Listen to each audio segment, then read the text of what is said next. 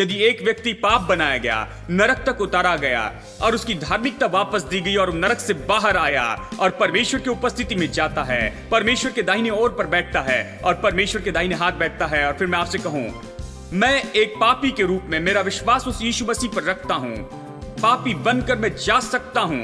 मेरी हैसियत पापी की थी, पूरी तरह से धर्मी बनाए जाने के लिए, और फिर परमेश्वर की उपस्थिति में लाया जाता हूं बिना किसी दोष या हीन भावना के। Our God reigns. Our God reigns forever. Your kingdom reigns. Our God reigns. Our God reigns forever. Your kingdom reigns. Everybody, our God reigns. Our God reigns. Can you see him high and lifted up? The train of his robe filling the temple with glory and splendor and majesty. He's reigning, my friend. Everybody, one more time. Our God reigns. Our God reigns. Our God reigns forever. Your kingdom reigns. God, you reign. God, you reign forever and ever. God, you reign. God, you reign. God, you reign. God, you reign forever and ever. God, you reign. God, you reign. Oh Lord, you reign on high. Open our eyes that we may see you for who you truly are. The King of Kings, the Lord of Lords. Let's sing one more time.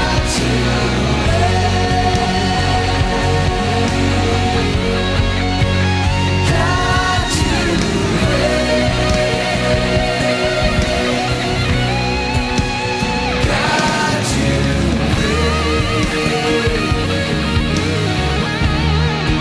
forever and ever. God, you reign. Clap your hands all across this place and give him all the glory, honor, and praise.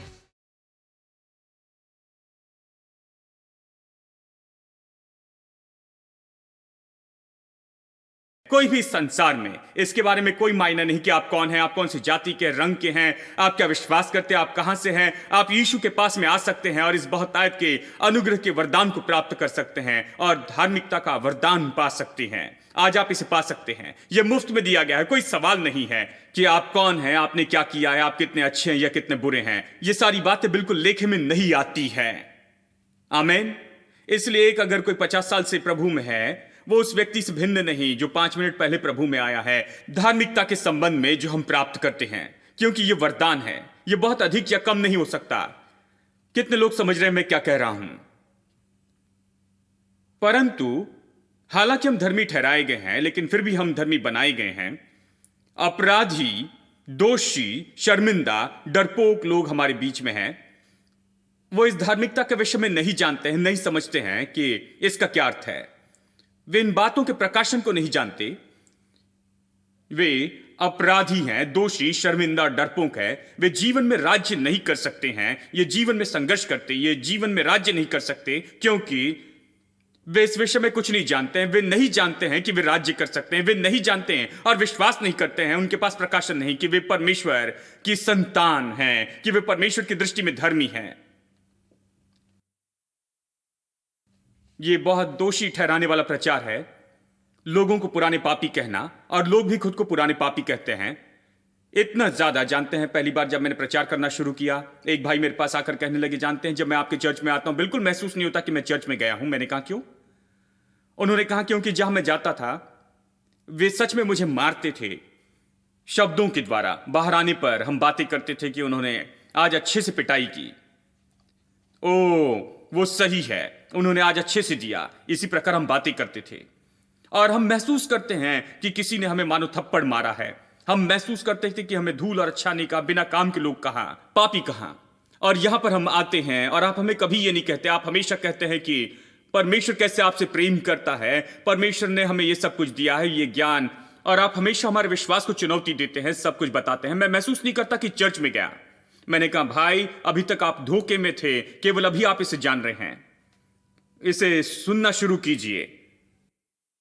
कुछ लोग मार खाने के इतने आदी हो चुके हैं कि उसके बिना जी नहीं सकते हैं। क्या यह अजीब नहीं कि लोगों को किसी भी बात की आदत लग सकती?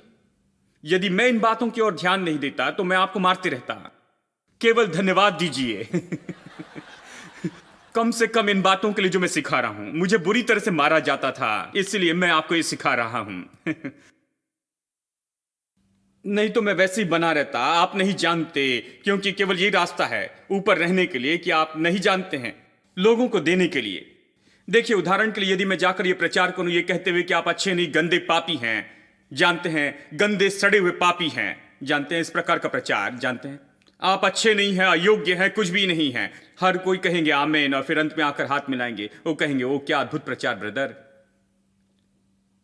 परंतु यदि मैं इस तरह का प्रचार करूं तो कहते हैं ये दुविधा में, सोचते हैं ये कहीं और से इन्हें मिला है, ये आयात की हुई चीज है। हां मैंने रोमियो से इसे बुलाया है एक भाई ने कहा यह आयात की हुई बात है, कुछ आयात किया है आपने। हां ये यहां से आई है, यह सब अनोखी बात है। कितनी अनोखी बात। यह अच्छा है कि दंड की आज्ञा का प्रचार करे, यह अच्छा है कि लोगों को बुरे और गंदा कहें, कुछ भी अच्छा नहीं, और लोग इसे लेते हैं। हर कोई कहता है ठीक है यह अच्छे प्रचारक है। जब आप धार्मिकता का प्रचार करते हैं और कहते हैं कि आप परमेश्वर और मसीह में धर्मी हैं, तो सब लोग इसके बारे में संदेह करते हैं।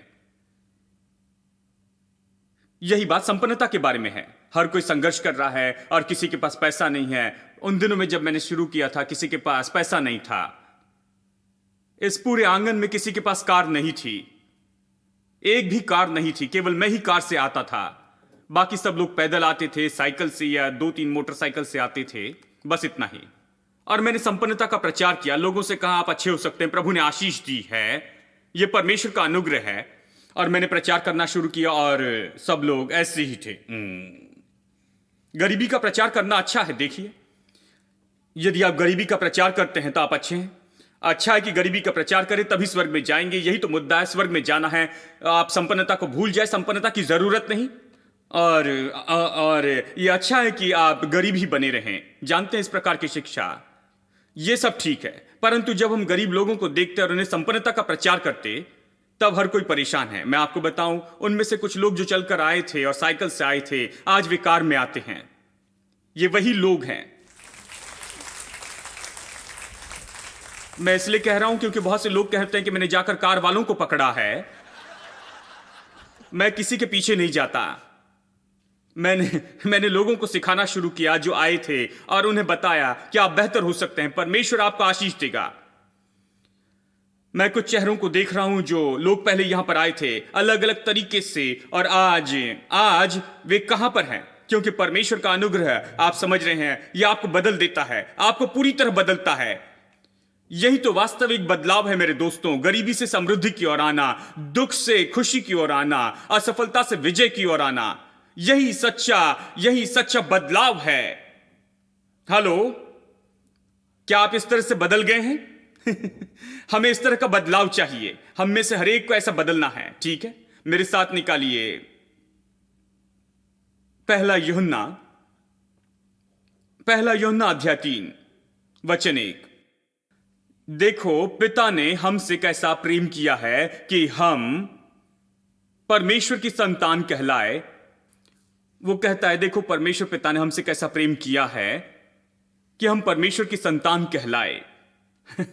ये बता रहा है पास्टर यूहन्ना। अच्छा व्यक्ति है, अपने लोगों को बताता है। अपने बुढ़ापे के दिनों में वो कहता है, सिर्फ पिता का प्रेम देखो, उसने हमें पुत्र कहा है और हम है भी। इस कारण संसार हमें नहीं जानता है, वो हमें नहीं जानता। क्यों? क्योंकि हम पुत्र हैं, संसार नहीं जानता। क्यों? क्योंकि उसने उसे नहीं जाना। अब देखिए, संसार एक तरह का है और वे आपको देखकर कहते हैं आप कौन हैं। और हमारे लोग इस तरह के हैं, वे तुरंत बदल जाना चाहते हैं, उनके समान होना चाहते हैं। ब्रदर, मैं अलग नहीं होना चाहता ब्रदर, मैं सिर्फ उस भीड़ में शामिल होना चाहता हूं। जैसे पिछले हफ्ते एक पास्टर ने बताया, उन्होंने पतरस से आकर पूछा, क्या तुम वही हो जो यीशु के साथ में रहता है? नहीं, मैं उसे नहीं जानता, पतरस ने कहा। तुरंत वो स्थानिक लोगों के साथ जुड़ना चाहता है।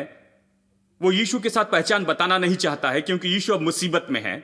यदि मैं उसके साथ जुड़ता हूं तो संभवतः वो मुझे भी क्रूस पर चढ़ा देंगे। इसलिए वो उनके साथ जाना नहीं चाहता, भीड़ के साथ में रहना चाहता था, भीड़ के समान ही दिखना चाहता था। नहीं, मैंने उसे कभी नहीं देखा, मैं उसे नहीं जानता हूं। क्योंकि वो बता रहे थे कि ये व्यक्ति ऐसे जान पड़ता है कि ये वही है। बाद में आप प्रेरितों के काम में पढ़िए, फरीसी और शास्त्री और महायाजक आश्चर्यचकित हुए थे कि ये पुरुष इस प्रकार से प्रचार कर रहे हैं। और उन्होंने कहा, किसने उन्हें ये सब सिखाया? उन्होंने ये सब कहां से सीखा? और उन्होंने कहा, ये यीशु के साथ में थे। ये अलग तरह के लोग हैं। संसार के साथ पहचान बनाने की कोशिश मत कीजिए, वैसे ही रहे जैसे यीशु में आप है। यीशु मसीह में आप कौन हैं, इसके लिए कभी शर्मिंदा ना हो मेरे दोस्त। यदि संसार आपको नहीं जानता है, संसार आपको नहीं समझता है, तो उन्हें मत समझने दीजिए। इससे उनके दिल को छेदने दीजिए, उन्हें परेशान होने दीजिए। उन्हें जो करना है करने दे। जो कुछ भी वो करते हैं उन पर ध्यान मत दीजिए। आप यीशु में जो है वही बने रहे, एक और अलग व्यक्ति बने रहे, जैसे आपको होने के लिए बुलाया वैसे। आमीन। इसलिए संसार हमें नहीं जानता है। क्यों वो हमें नहीं जानता है? क्योंकि हमारे पास अलग तरह का ट्रेडमार्क है। हम अलग तरह के लोग हैं, हम अपने आप में अलग हैं। हम परमेश्वर से जन्मे हैं, हम अलग हैं। हम सामान्य लोग जैसे नहीं हैं, हम अलग हैं। अब जो मैं प्रचार कर रहा हूं यही अलग है। जानते हैं, संसार हमें नहीं जानता। फिर यह कहता है, प्रियो, अभी हम परमेश्वर की संतान हैं। अब यह बहुत ही महत्वपूर्ण बात है। अब यह शब्द सब लोग कहें अभी, क्योंकि लोग कहते हैं यदि हम कड़ी मेहनत करेंगे तो एक दिन परमेश्वर की संतान होंगे, हम परमेश्वर की संतान बन जाएंगे। जब यीशु आता है परमेश्वर की संतान बनेंगे। केवल पुराने पापी है, अभी पुराने पापी की बात सिर पर लटकी है। ज्यादातर लोग खुद को पुराने पापी कहते हैं। कितने विश्वासियों को आप जानते हैं जो अपने आप को प्रभु की संतान कहते हैं? यह दुख की बात है दोस्तों, यह परमेश्वर का अपमान करना है दोस्तों। प्रभु कहता है हम संतान हैं, और पास्टर यूहन्ना अपने बुढ़ापे के दिनों में कहता है, हे प्रियो, अब हम परमेश्वर की संतान हैं। अब महिलाएं मत सोचिए कि यह केवल पुरुषों के बारे में कह रहा है। पुत्र का मतलब स्त्री और पुरुष, ठीक है? हे प्रियो, अभी हम परमेश्वर की संतान हैं। अभी हम परमेश्वर की संतान हैं। भविष्य में नहीं, बाद में नहीं, अभी हम हैं।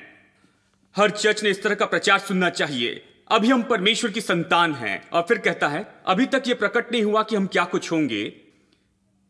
इतना जानते हैं कि जब वो प्रकट होगा तो हम उसके समान होंगे, क्योंकि उसको वैसे ही देखेंगे। देखिए, यहां पर दुविधा में डालता है, और यहीं पर लोगों को दुविधा होती है। वो इस तरह से समझते हैं, अभी परमेश्वर की संतान है, परंतु मालूम नहीं हम क्या होंगे कल के दिन,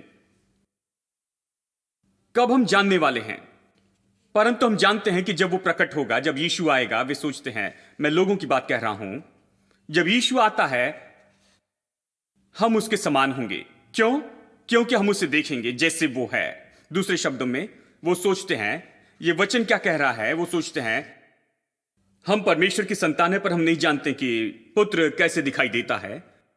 हम ये नहीं जानते, इसलिए हम केवल यीशु के आने का इंतजार करते हैं। और जब वो आता है, प्रकट होता है, तब हम देखेंगे, ओ उसके समान दिखना है। और जब हम इस प्रकार सोचते हैं, तुरंत हम बदल जाएंगे और उसके समान बनेंगे।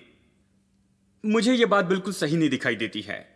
यदि मैं अभी नहीं बदल सकता, अभी कुछ नहीं होता, तो फिर क्यों बाइबल है, क्यों पवित्र आत्मा दी गई, क्यों चर्च, क्यों प्रचारक है, क्यों ये सारी परेशानी, क्यों इतनी भीड़ को चीरते हुए हम यहां पर आए और यहां पर बैठने के लिए जगह देखें और फिर आकर बैठ जाएं? क्या सुनने के लिए? यदि यहां पर कोई बदलाव नहीं हो सकता, यदि आपको यीशु के आने का इंतजार करना पड़ता है ताकि आप उसे देख सके और जादू से एक क्षण में ही आप बदल जाएंगे उसके समान, यदि वैसे ही होना है तो फिर मैं घर में ही रहता हूं, मुझे सुनने की जरूरत नहीं, मुझे वेबसाइट पर जाकर प्रोग्राम देखने की भी जरूरत नहीं। क्यों ये प्रोग्राम देखे? क्योंकि मैं अपने आप को बदल नहीं सकता हूं, मैं पाप कर रहा हूं और मैं वैसे जीते रहूंगा जैसे जीते रहा हूं और केवल उसका इंतजार करूंगा ताकि एक दिन जब वो आएगा और मैं उसे देखूंगा और उसके जैसे बदल जाऊंगा। यह तो पूरी तरह से गलत बात है और यह बात समझने की बाहर की बात है। ये कह रहा है, प्रियो, अभी हम परमेश्वर की संतान हैं, परंतु समस्या यह है कि हम नहीं जानते कि पुत्र कैसे दिखाई देता है।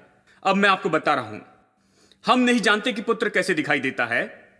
हम सब परमेश्वर की संतान हैं, हम नहीं जानते कि पुत्र कैसे दिखाई देता है, क्योंकि यह सब उस आकार में है। बंदर को देखकर बंदर नाचता है। देखिए,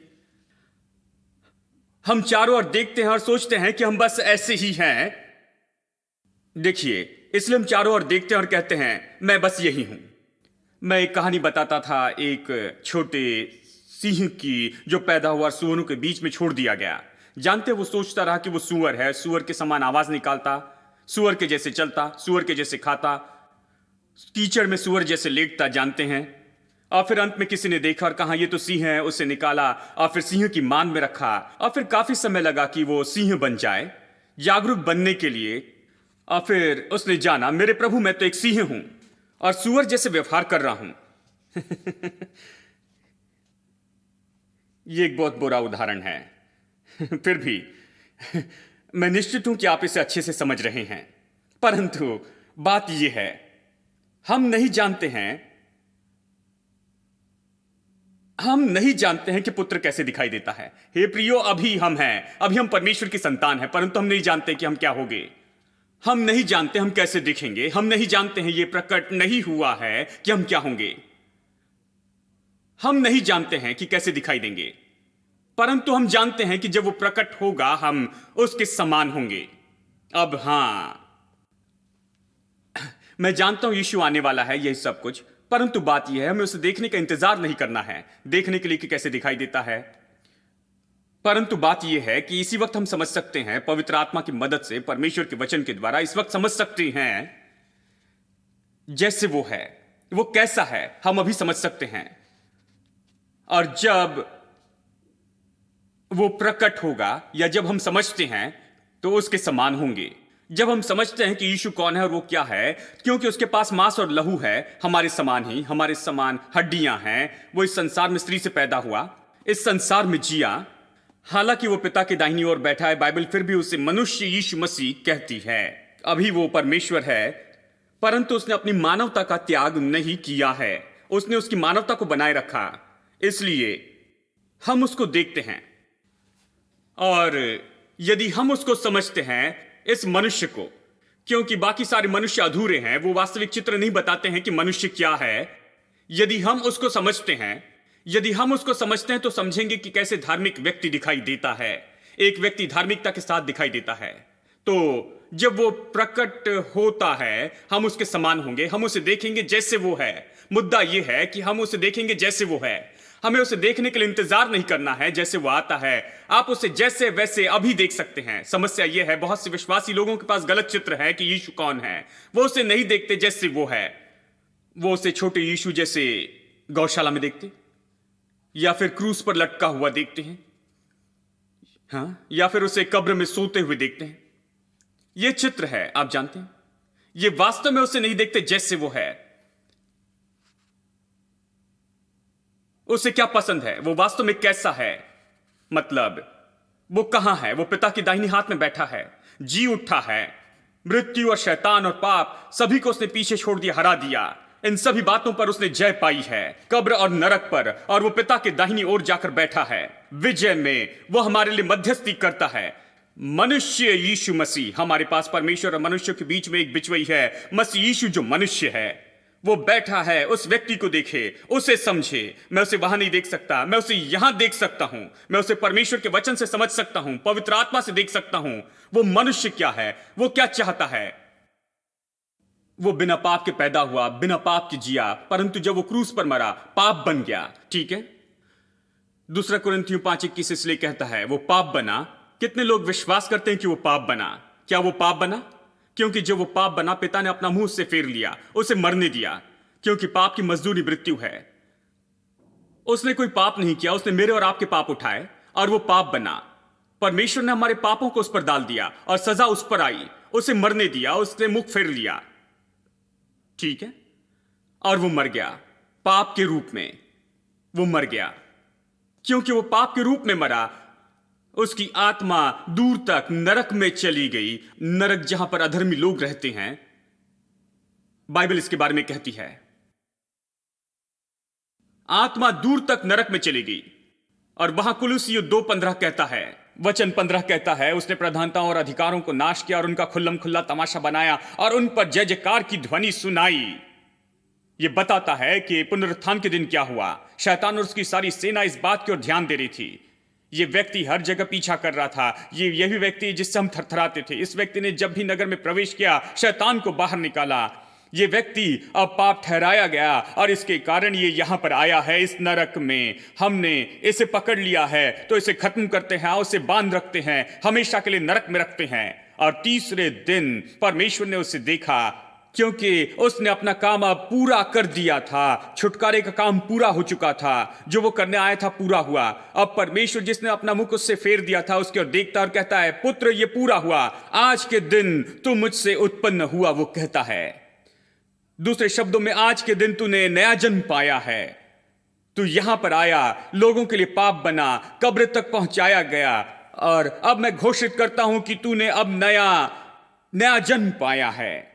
आज के दिन मैंने तुझे उत्पन्न किया है। प्रेरितों के काम अध्याय 13 वचन 32 और 33 कहता है, परमेश्वर ने उस दिन ऐसा कहा। इब्रानियों 1 भी ये कहता है, पहले 4 और 5 वचनों में, आज ही मैंने तुझे जन्माया है। ये पहले जन्म के विषय में उल्लेख नहीं करता है, ये हवाला देता है उस जन्म के बारे में जो बाद में अनुभव किया गया मनुष्य जाति के पापों को और नरक तक नीचे जाने पर। परमेश्वर ने कहा, आज ही मैंने तुझे जन्माया है। और जब उसने ऐसे कहा, फिर कुलुस्सियों 2:15 हुआ, उसने प्रधानता और अधिकारों को नाश किया, उनका खुल्लम खुल्ला तमाशा बनाया और उन पर जय जयकार की ध्वनि फूंकी। नरक का सब कुछ जो उसे पकड़े हुए था, उस जगह पर वो अपने बंदी पर आनंद मना रहे थे, वे सब उसके सामने थरथराने लगे, क्योंकि बेड़ियां टूट गई थी। अब वो स्वतंत्र हो गया और वो अब नरक से बाहर आया। न केवल वो नरक से बाहर आया, पर बल्कि परमेश्वर की उपस्थिति में वो पहुंचाया गया, परमेश्वर पिता के दाहिने हाथ में बैठने के लिए। मैंने ये सब कुछ क्यों कहा? क्योंकि हम ढूंढने की कोशिश कर रहे हैं जैसा वो है उसका अर्थ। जब ये कहता है वो जैसे है उसे जानेंगे, जैसा वो है, इसमें ये बात है। इसमें और कौन सी बात है? उसने हमारे पापों का अनुभव किया, उसने हमारे पापों और मृत्यु को उठा लिया, नरक तक नीचे उतर गया। और जिस व्यक्ति ने पाप का अनुभव किया और वो पाप बना, अब नरक में धर्मी ठहराया गया। उसकी धार्मिकता नरक में परमेश्वर के द्वारा उसे वापस दी गई। वो पाप बना था इसलिए वो वहां गया, परंतु अब नरक में परमेश्वर ने उसकी धार्मिकता उसे वापस दी। और यही तो बात है जो उसे विजयी बनाती है उसके शत्रुओं के ऊपर में। अब वो बाहर आता है और परमेश्वर के दाहिने हाथ बैठता है। अब मैं आपसे कहता हूं, यदि एक व्यक्ति पाप बनाया गया, नरक तक उतारा गया और उसकी धार्मिकता वापस दी गई और नरक से बाहर आया और परमेश्वर की उपस्थिति में जाता है, परमेश्वर के दाहिने ओर पर बैठता है और परमेश्वर के दाहिने हाथ बैठता है, और फिर मैं आपसे कहूं, मैं एक पापी के रूप में मेरा विश्वास उस यीशु मसीह पर रखता हूं, पापी बनकर मैं जा सकता हूं। मेरी हैसियत पापी की थी, पूरी तरह से धर्मी बनाए जाने के लिए, और फिर परमेश्वर की उपस्थिति में लाया जाता हूं बिना किसी दोष या हीन भावना के।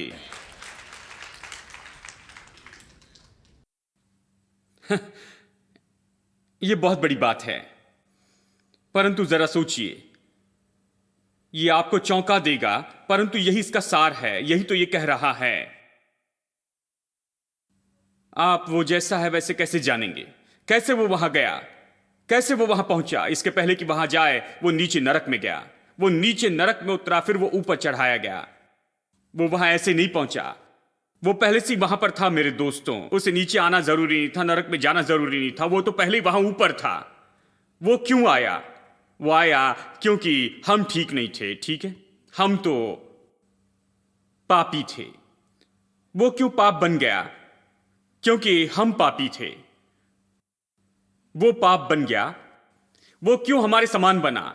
क्योंकि वो चाहता था कि हम उसके समान बने। ये मत भूलिए, वो हमारे समान बना ताकि हम उसके समान बन जाएं। इसलिए वो हमारे समान बना, पाप और मृत्यु को चखा और नीचे नरक तक चला गया और धार्मिकता को वापस पाया और परमेश्वर की उपस्थिति में पूरी तरह से ऊपर जाकर बैठा। और मैं आपको बताऊं, ये ऐसा हुआ कि पाप को चखने के बाद उसे सही बनाया गया, उसे धर्मी ठहराया गया और वापस परमेश्वर की उपस्थिति में पहुंचाया गया। और ये मेरे साथ भी हो सकता है। जिसके लिए उसने ये सब कुछ किया, ये मेरे साथ भी हो सकता है। Jesus the Son is exalted, Maker of everything. Come now and bow down before Him. Lift your hands in praise, raise your voice to sing. For the Lord is good. For the Lord is good. For the Lord is good. For the Lord is good. For the Lord is good, and His mercy endureth forever. For the Lord is good. For the Lord is good. For the Lord is good. For the Lord is good. For the Lord is good, and His mercy endureth forever. For the Lord is good. For the Lord is good. For the Lord is good. For the Lord is good. For the Lord is good. For the Lord is good, and His mercy endureth forever. Everybody, the Lord is good. For the Lord is good. For the Lord is good. For the Lord is good. For the Lord is good. For the Lord is good, and His mercy endureth forever. For the Lord is good, and His mercy endureth forever. For the Lord is good, and His mercy endureth forever.